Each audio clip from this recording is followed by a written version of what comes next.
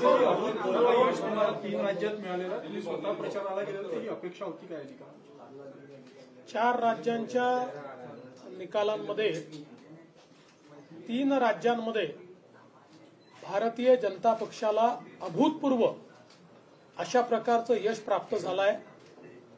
हे यश जनतेचा मोदीजींवरचा विश्वास, या विश्वासाचं हे यश आहे।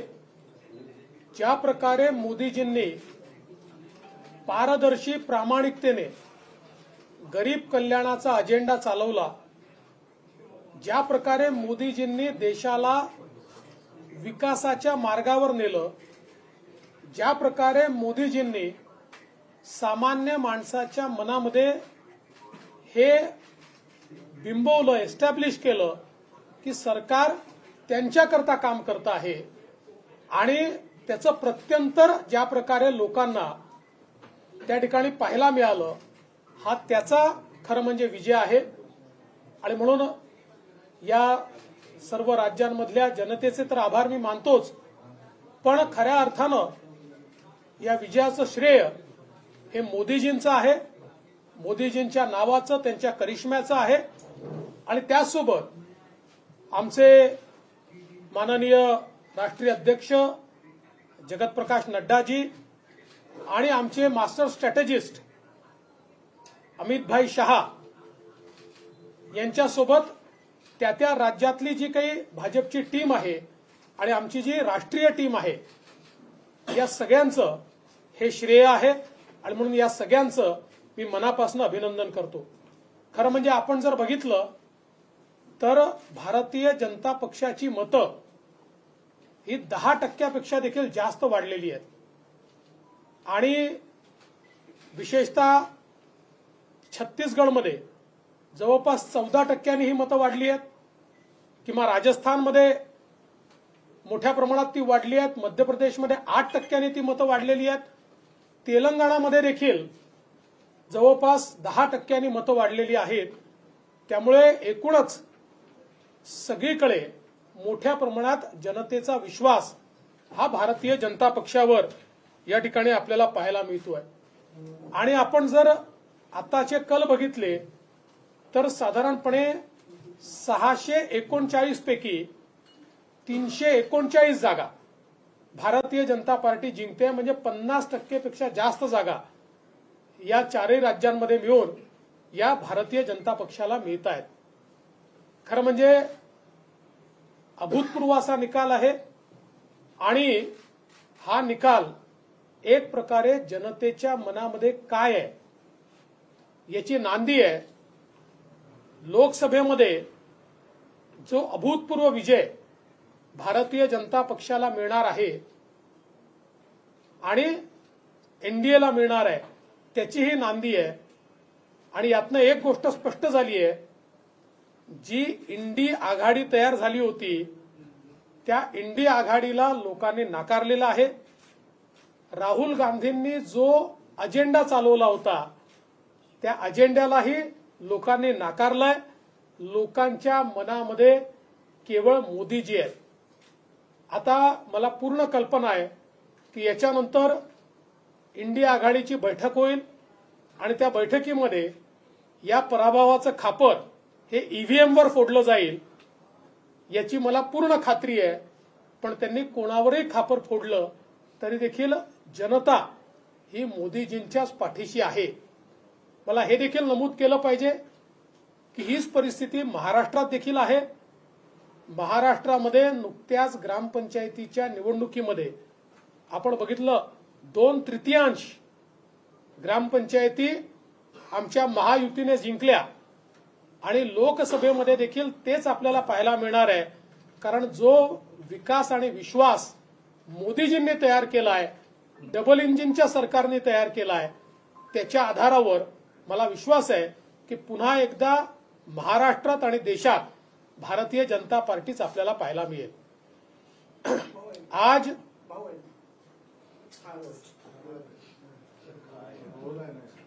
आज 4 राज्यों के चुनाव में जो अभूतपूर्व विजय भारतीय जनता पार्टी को मिली है, मैं ऐसा मानता हूं कि लोगों ने मोदी जी पर विश्वास दिखाया है। ये मोदी जी के ऊपर लोगों के विश्वास की जीत है। जिस प्रकार से प्रधानमंत्री मोदी जी ने एक पारदर्शी प्रामाणिकता से गरीब कल्याण का एजेंडा इस देश में चलाया, उसके विश्वास की ये जीत है। जिस प्रकार से भारत के विकास को लोगों ने उसका अनुभव किया, उसकी अनुभूति ली, उसका ये विजय है। जिस प्रकार से आम आदमी को ये लगा कि कोई प्रधानमंत्री और कोई सरकार ये सीधे हमारे लिए काम कर रही है, उस अनुभूति का ये विजय है। और मैं ऐसा मानता हूं कि हमारे 4 राज्यों की जनता, विशेष रूप से जिन 3 राज्यों में हमको विजय मिला है, उसकी जनता का तो ये श्रेय है ही, लेकिन मैं ऐसा मानता हूं कि इसका पूरा श्रेय ये प्रधानमंत्री मोदी जी को है। उनके ऊपर जो विश्वास है उसको ये श्रेय है, और साथ साथ हमारे राष्ट्रीय अध्यक्ष जगत प्रकाश नड्डा जी और हमारे मास्टर स्ट्रेटेजिस्ट और देश के गृह मंत्री अमित भाई शाह, इनको भी यह श्रेय जाता है। और मैं ऐसा मानता हूं कि राज्यों की बीजेपी के जो यूनिट्स है और हमारा जो केंद्रीय पूरा नेतृत्व है, इनका ये श्रेय है कि जिसके कारण एक अभूतपूर्व जीत हमको मिली है। इस जीत का हम जब विश्लेषण करते हैं तो ध्यान में आता है कि बीजेपी के वोट्स ये 10% से भी ज्यादा यहां पर एवरेज में बढ़े हैं। जहां एक और छत्तीसगढ़ में 14% वोटों की बढ़ोतरी हमको दिखाई पड़ती है, वही मध्य प्रदेश में भी 8% वोट बढ़े हैं, और तेलंगाना में भी तकरीबन 10% वोटों में इजाफा हमको दिखाई देता है। तो कुल मिलाकर लोगों ने भारतीय जनता पार्टी पर बहुत बड़ा विश्वास दिखाया है। अभी इन 4 राज्यों में कुल मिलाकर जो 639 सीटें थी, उनमें से 339 सीटें यानी 50% से भी ज्यादा सीटें भारतीय जनता पार्टी जीत रही है। तो एक डिसाइसिव विन, एक डिसाइसिव मैंडेट ये भारतीय जनता पार्टी को मिला है, ऐसा मैं मानता हूं। लोगों ने जो इंडी अलायंस तैयार हुआ था उसको सिरे से नकार दिया है, और जिस प्रकार की राजनीति राहुल गांधी कर रहे थे और रेवड़ियां बांटने का काम कर रहे थे, और जिस प्रकार के आश्वासन वो दे रहे थे, लोगों ने मोदी जी की गारंटी को स्वीकारा है और राहुल गांधी की झूठी गारंटी को सिरे से नकार दिया है। ये इसमें से ध्यान में आता है।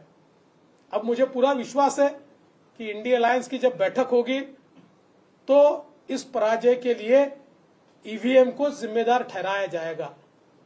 मुझे ऐसा लगता है कि ईवीएम को जिम्मेदार ठहराने की जगह अगर आत्मावलोकन वो लोग करेंगे तो उनके ध्यान में आएगा कि ये जीत केवल पारदर्शी प्रामाणिकता की मोदी जी के नेतृत्व की जीत है। देवेंद्र जी, 4 राज्यों में जो चुनाव हुआ, कहीं पे भी मुख्यमंत्री का चेहरा नहीं था, तो क्या लग रहा है कि चारों राज्यों में नरेंद्र मोदी चेहरा थे, इस पे लोगों ने वोटिंग की? और आपने कुछ समय पहले कहा था कि महिलाएं डिसाइडिंग फैक्टर रहेंगी, तो कितना लग रहा है, आपने हर राज्यों में जाकर प्रचार किया था, तो महिलाएं कितनी डिसाइडिंग फैक्टर थी? और मुख्यमंत्री का चेहरा न होने के बाद क्या मोदी जी को चेहरा थे कि वोटिंग की गई? भारतीय जनता पार्टी का ब्रांड ही मोदी जी है, और मोदी जी ने जिस प्रकार का विश्वास तैयार किया है, उस विश्वास को वोटों में तब्दील करने का काम इन चुनाव में हुआ है।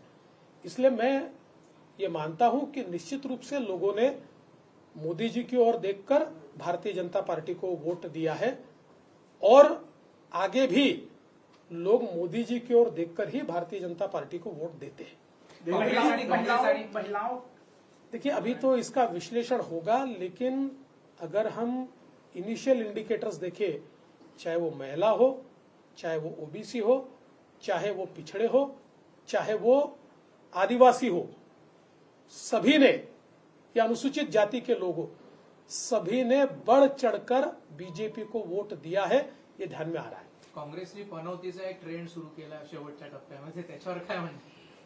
या निवडणुकीतून काँग्रेसच्या लक्षात आलं असेल नेमकी पनवती कोण आहे. त्याच्यामुळे आता पुन्हा मोदीजींबद्दल अशा प्रकारचे शब्द ते वापरणार नाहीत, हा मला विश्वास आहे. पंतप्रधान नरेंद्र मोदी ट्रेंड आहे तसा राहुल गांधी हा ट्रेंड त्यांनी प्रस्थापित करण्याचा प्रयत्न केला, भारत जोडो यात्रा केली, पण त्याचा काहीही परिणाम दिसला नाही. या सगळ्या याच्यावर दिसत आहे का असं आहे की राजकारणामध्ये दोन पद्धती असतात. एक पद्धत असते की ज्यात तुम्ही एक इव्हेंट करता, त्या इव्हेंटचा असर हा काही काळापुरता असतो, आणि दुसरं तुमचं सातत्य असतं. सातत्याने विकास करत राहायचा, सातत्याने जनसेवा करत राहायची. मोदीजी सातत्याने जनसेवा करतात, त्यामुळे त्याचा परिणाम हा लॉंग लास्टिंग आहे. आणि राहुल गांधी एक इव्हेंट करतात, त्यामुळे एक मीडिया बस तयार होतो, पण त्याच्यानंतर त्याचा परिणाम काही त्या ठिकाणी आपल्याला पाहायला मिळत नाही. आणि हेच आपल्याला या निवडणुकीत देखील पाहायला मिळालं. सर, तेलंगाना में स्ट्रेंथन करने के लिए कुछ करेंगे? तेलंगाना में जैसे कम वोट्स आए तो उसके लिए आगे देखिए, तेलंगाना में हमारा जो राइज है वो बहुत बड़ा है, और मैं ऐसा मानता हूं कि तेलंगाना में ये बात स्पष्ट हो गई कि अब लोकसभा के चुनाव में पिछले समय हमको 4 सीटें मिली थी, अब इस लोकसभा के चुनाव में मैं आज ही कह देता हूं, आप देख लीजिए, हम पिछले सारे रिकॉर्ड तोड़ेंगे और तेलंगाना में लोकसभा में नंबर 1 पार्टी बीजेपी होगी. इसका विरोधकांकडून आरोप केले जात आहे का हे यश ईडी आणि सीबीआय मुळे मिळालं असे आरोप होतो? नाही, मी तर सांगितलं, ईडी, सीबीआय, ईव्हीएम, जेव्हा त्यांना यश मिळतं तेव्हा ते जनतेने दिलेलं यश असतं, आणि आम्हाला यश मिळालं की ते ईव्हीएमनी, ईडीनी, सीबीआयनी. जोपर्यंत या मानसिकतेत विरोधी पक्ष राहील तोपर्यंत ते कधीच सत्तेवर येऊ शकणार नाही. देवेंद्र जी, इसको सेमीफाइनल के रूप में देखा जा रहा था इन चुनावों को. 2024 में लोकसभा भी है, महाराष्ट्र का चुनाव भी है, तो जिस तरीके से मध्य प्रदेश में 160 के ऊपर गई है, तो क्या महाराष्ट्र का समीकरण क्या लग रहा है आपको? क्या इसका इफेक्ट वहां पे पड़ेगा? लोकसभा का भी चुनाव उससे पहले है. देखिए, मैं पहली बात तो आपको बोल देना चाहता हूं कि लोकसभा के बारे में तो लोगों की मानसिकता तय है. इन चुनाव से हमको फायदा होगा इसमें कोई शक नहीं है, पर इन चुनाव के परिणामों पर लोकसभा कभी भी निर्भर नहीं थी. लोकसभा में लोगों का मन बना है, लोग मोदी जी को बनाना चाहते हैं, इसलिए लोकसभा में तो वोट मिलते ही. लेकिन अब मैं ऐसा मानता हूं कि इसके कारण बहुत ज्यादा सकारात्मकता तयार हो गई है. देवेंद्रजी, हिंदी भागात भाजपला मतं मिळते, मात्र आता दक्षिणेत कर्नाटकला पराभवाला सामोरं जावं लागलं. इथे तेलंगणातही काही फार करिश्मा दाखवता आला नाही. दक्षिणेतले लोक भाजपला का स्वीकारत नाही? पहिली गोष्ट तर अशी आहे की तेलंगणामध्ये आमचा राईज हा नेत्रदीपक आहे, आणि मी तुम्हाला विश्वासाने सांगतो की तेलंगणामध्ये लोकसभेमध्ये नंबर 1 पार्टी बीजेपी असेल, आणि पुढच्या विधानसभेत आम्ही तेलंगणा जिंकू. कर्नाटकमध्ये खोटी आश्वासनं देऊन निवडून आलेल्या काँग्रेसची स्थिती आजच अशी आहे.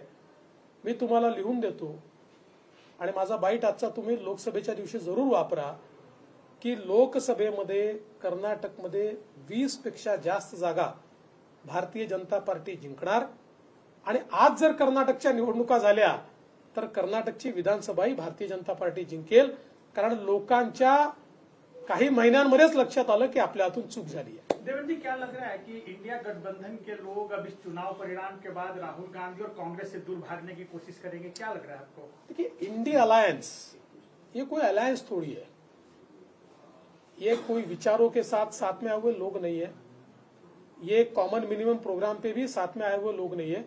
इनका केवल एक प्रोग्राम है, मोदी जी को हटाओ, क्योंकि मोदी जी के कारण इन सारी परिवारवादी पार्टियों की दुकानदारी बंद हो रही है.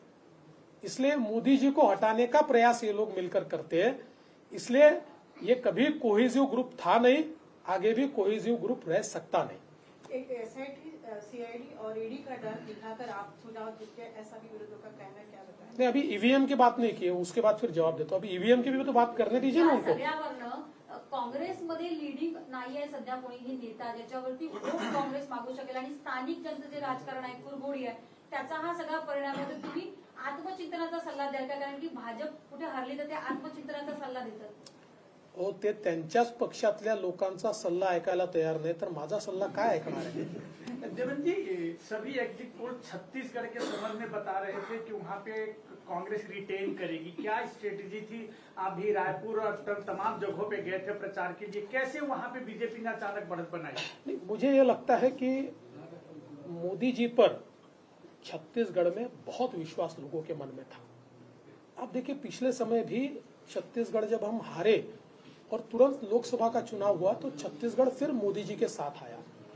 और इन 5 वर्षों में बघेल जी ने और उनकी सरकार ने जिस प्रकार का भ्रष्टाचार किया, फिर वो महादेव ऐप का घोटाला हो या अलग अलग प्रकार के गोबर का भी घोटाला वहां पर हुआ है. तो इन सब घोटालों के चलते लोगों के मन में ये भावना थी कि नहीं, हम तो मोदी जी के साथ जाएंगे. और मैं विशेष रूप से कहना चाहता हूं कि छत्तीसगढ़ में आदिवासी और ओबीसी ये बढ़ चढ़कर बीजेपी के साथ आए. वडेट्टीवारांनी म्हटलेलं की जे मध्य प्रदेशमध्ये तुम्ही लाडकी बहीण योजना आणली होती त्यातून जे 16,000 रुपये प्रत्येक महिलांना दिले आणि या सगळ्या निवडणुकीत मोठ्या प्रमाणात पैशाचा वापर भाजपने केला, तर त्यामुळे हे सगळे यश मिळाले. असं आहे की वडेट्टीवार विरोधी पक्षनेते आहेत, त्यांचा दारुण पराभव झालेला आहे. बुडत्याला काडीचा सहारा म्हणतात तसं त्यांना काहीतरी या ठिकाणी सांगावं लागेल. खरं म्हणजे छत्तीसगडमध्ये आम्ही जिंकलो, तिथे तर आम्ही सत्तेत नव्हतो, तिथे तर आमची कुठली योजना नव्हती. या ज्या काही सगळ्या योजना आहेत या योजनांपेक्षाही मोदीजींच्या ज्या योजना आहेत त्या परमनंट योजनांचा जो परिणाम आहे त्या परिणामांमुळे आम्ही जिंकतो. बावनकुळेजी पण इथे आहेत. महाराष्ट्रासाठी आता विधानसभा आणि लोकसभेचं टार्गेट आपण वाढवलंय का जागांचं? असं आहे की पक्षाध्यक्षांचं काम असतं की एक टार्गेट ठरवलं पाहिजे, तसं त्यांनी टार्गेट ठरवलंय आणि पक्षाध्यक्ष सांगतील ते टार्गेट अचीव करण्याचा प्रयत्न आम्ही सगळे मिळून करू. थँक्यू.